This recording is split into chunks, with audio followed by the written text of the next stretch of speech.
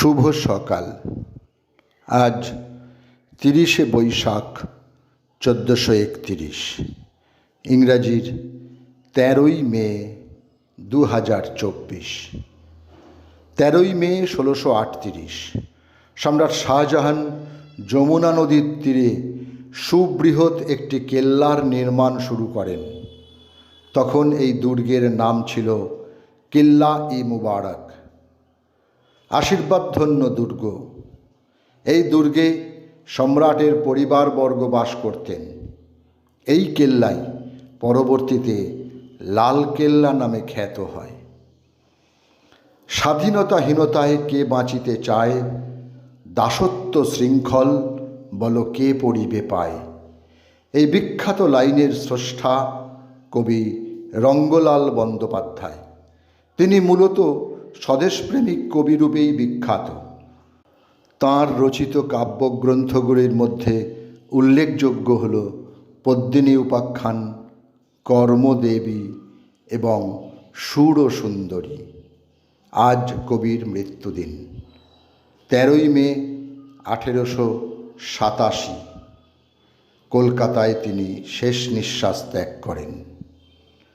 বাংলা সাহিত্যের মার্ক্সবাদী ভাবধারার বিশ্বাসী ও প্রগতিশীল চেতনার অধিকারী তরুণ কবি সুকান্ত ভট্টাচার্য, যার বেঁচে থাকার মেয়াদ ছিল মাত্র 21 বছর।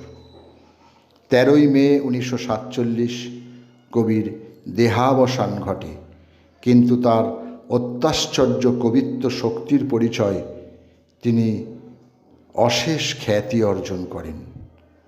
তিনি রচনা করেন কবিতা, গান, গল্প, নাটক এবং প্রবন্ধ।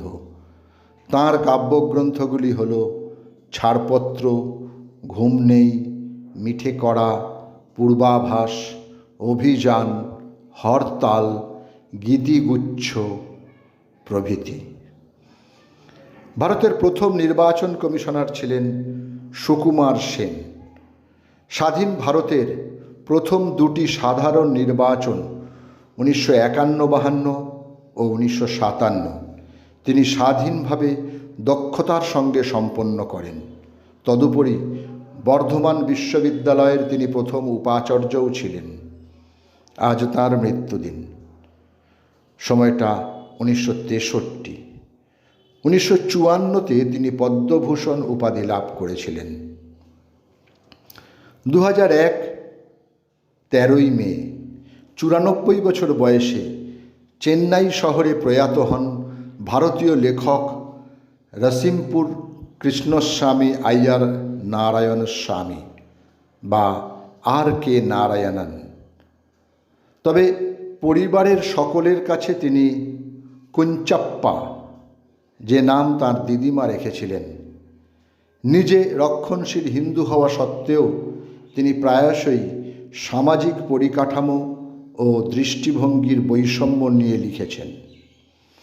বিংশ শতাব্দীর বাংলা গানের একজন প্রধান গায়িকা উৎপলা সেন। বাংলা গানের সোনালী যুগে প্রেম ও বিরহের গানে এক বিশিষ্ট বিষাদের সুর তিনি তার গানে ধরেছেন। আজ তাঁর মৃত্যুদিন, 13ই মে 2005। SSKM হাসপাতালে তিনি শেষ নিঃশ্বাস ত্যাগ করেন। আন্তর্জাতিক খ্যাতিসম্পন্ন বাঙালি নাট্য ব্যক্তিত্ব বাদল সরকারের আজ প্রয়াণ দিবস, 13ই মে 2011। 85 বছর বয়সে কলকাতায় তিনি শেষ নিঃশ্বাস ত্যাগ করেন। তিনি থার্ড থিয়েটার নামক ভিন্ন ধারার এক নাটকের প্রবক্তা। মঞ্চের বাইরে সাধারণ মানুষের ভেতর নাটককে ছড়িয়ে দেওয়ার প্রথম কাজটি করেন তিনি।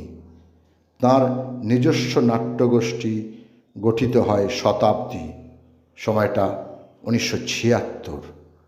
সকলকেই আমার আনত প্রণাম।